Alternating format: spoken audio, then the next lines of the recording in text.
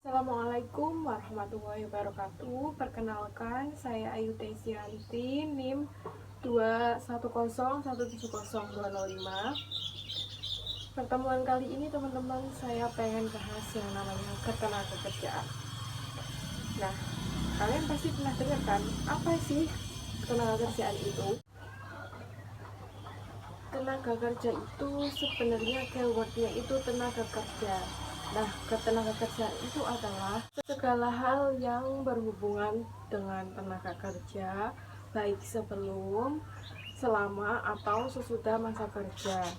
Di situ ada di dalam Undang-Undang Nomor 13 Tahun 2007. Nah, kalau kita gali lebih dalam tentang tenaga kerja itu, setiap orang yang mampu melakukan pekerjaan guna menghasilkan barang atau jasa untuk memenuhi kebutuhan hidupnya maupun masyarakat. Definisi lainnya seperti apa? Seperti penduduk yang sudah atau sedang bekerja atau sedang mencari pekerjaan dan selama. Terus kalau kita ngomongin tentang ketenaga kerjaan, pasti dihadapkan dengan dua kata ini. Yang pertama, angkatan kerja. Yang kedua, bukan angkatan kerja. Nah, kalian pasti pernah dengar kan apa itu angkatan kerja dan bukan tenaga kerja. Terus di SMA atau SMK pasti kalian pernah diajarkan tentang ketenaga kerjaan. Kemudian apa sih angkatan tenaga kerja itu? Nah, angkatan tenaga kerja adalah orang yang sedang atau sudah bekerja pada masa kerja, yaitu umur 15 sampai 64 tahun. Nah, kalau kita ngomongin tenaga kerja itu bersifat tentatif. Seperti apa? Yaitu setiap negara itu pasti punya yang namanya batas minimal kerja dan maksimal kerja. Nah, di Indonesia ini batas minimal kerja orang bekerja itu 15 tahun, kemudian maksimalnya 64 tahun. Tetapi belum tentu juga di negara lain itu sama seperti Indonesia, 15 tahun sampai 64 tahun. Ada juga yang 12 tahun, 15 tahun, 17 tahun. Itu tergantung kebijakan negara masing-masing.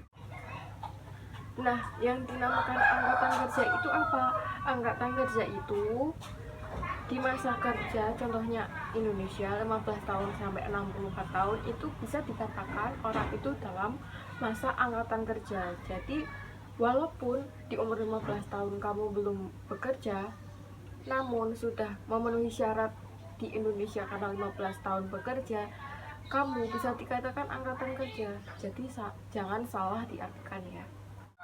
Nah, kalau kita ngomong masalah angkatan kerja itu juga dibagi dua. Yang pertama, golongan pekerja.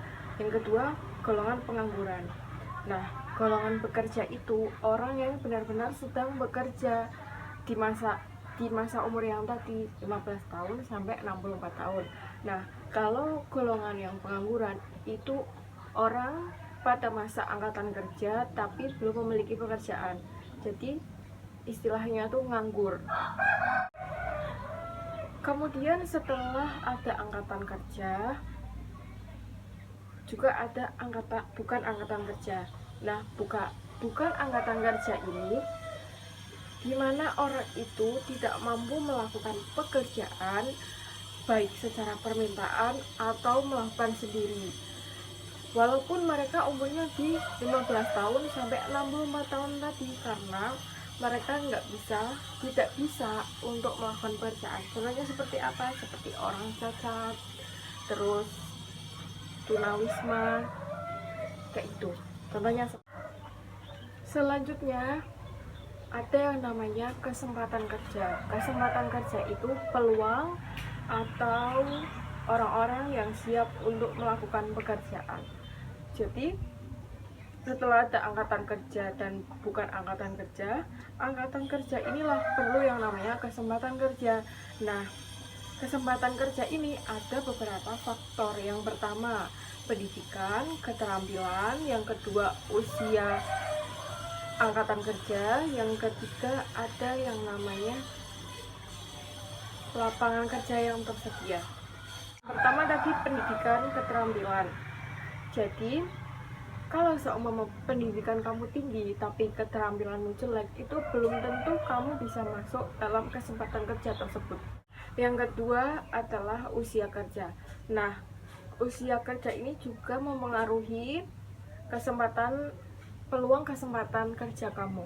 Seumpama kamu baru ber-50 tahun lebih dan ada pesaing kamu itu umurnya 25 tahun, itu bisa bikin kamu tidak masuk dalam kesempatan kerja karena perusahaan memilih yang 25 tahun karena menurut umur dia lebih produktif untuk mengerjakannya.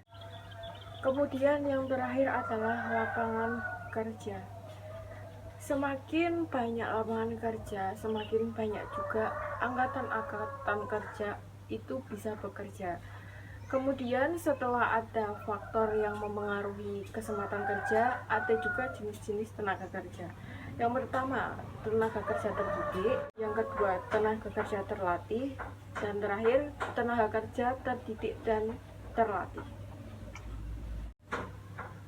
Yang ketiga adalah tenaga tidak terdidik dan tenaga tidak terlatih. Yang pertama, tenaga terdidik. Tenaga terdidik itu perlu yang namanya pendidikan khusus. Contohnya seperti dokter. Kalau orang itu tidak berpendidikan dokter, dia tidak bisa melakukan pekerjaan dokter. Kemudian yang kedua itu tenaga terlatih.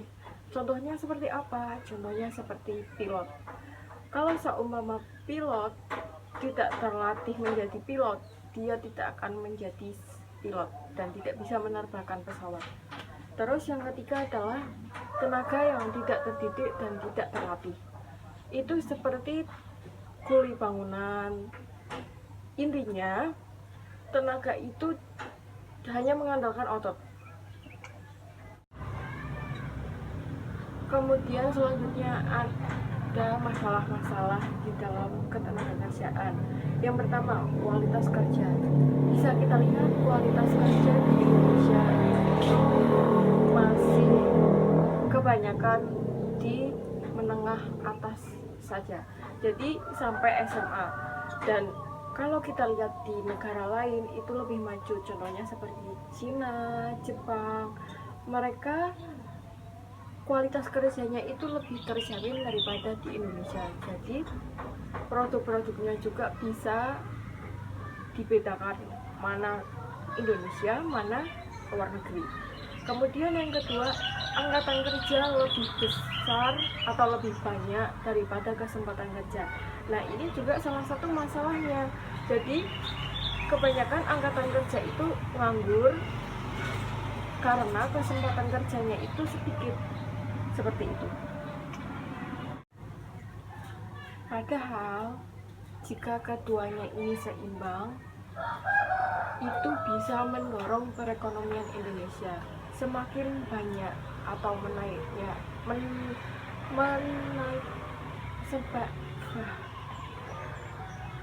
atau meningkatnya suatu pekerjaan atau kesempatan kerja itu bisa mendorong perekonomian Indonesia lebih maju lagi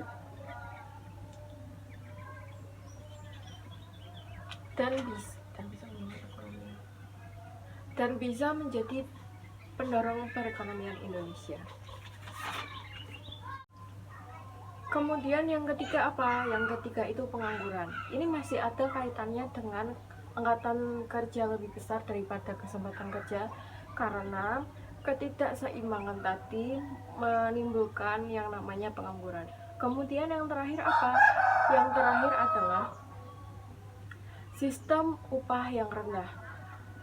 Sistem upah yang rendah inilah bisa menjadi pemicu pemogokan angkatan kerja dalam bekerja. Kemudian tadi ada yang namanya masalah pekerjaan. Nah, setelah ada masalah, pasti ada yang namanya upaya.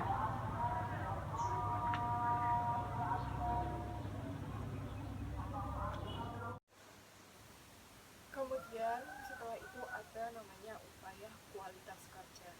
Nah, upaya kualitas kerja itu ada beberapa, ada tiga. Yang pertama itu kualitas kerja.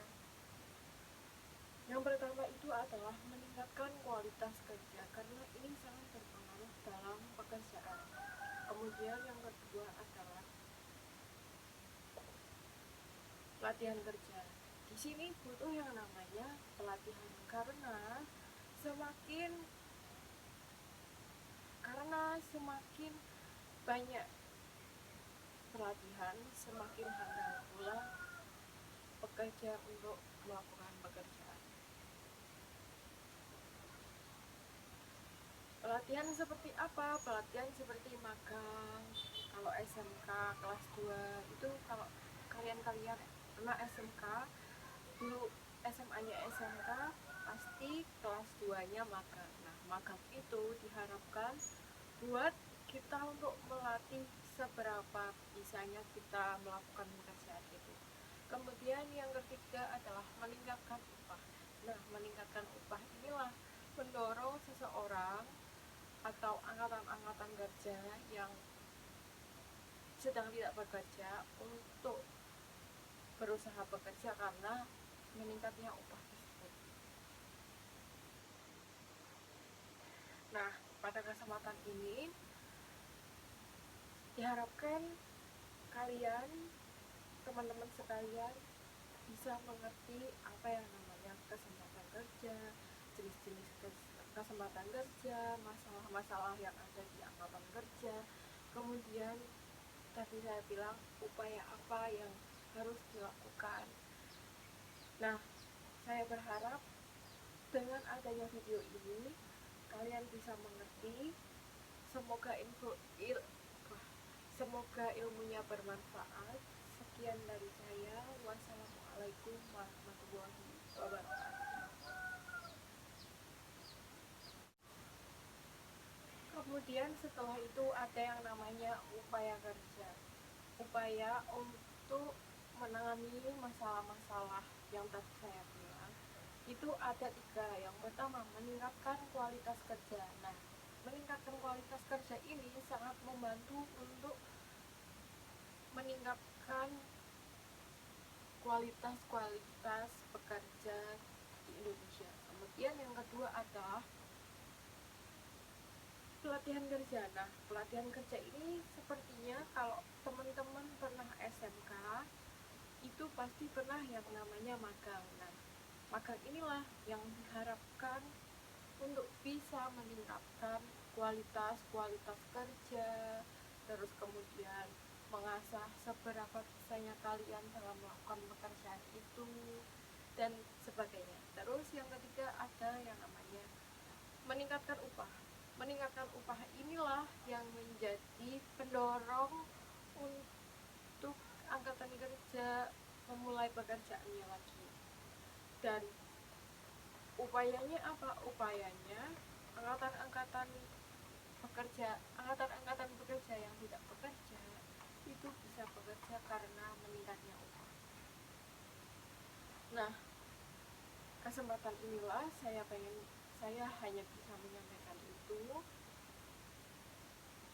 Indikator seperti apa yang bisa saya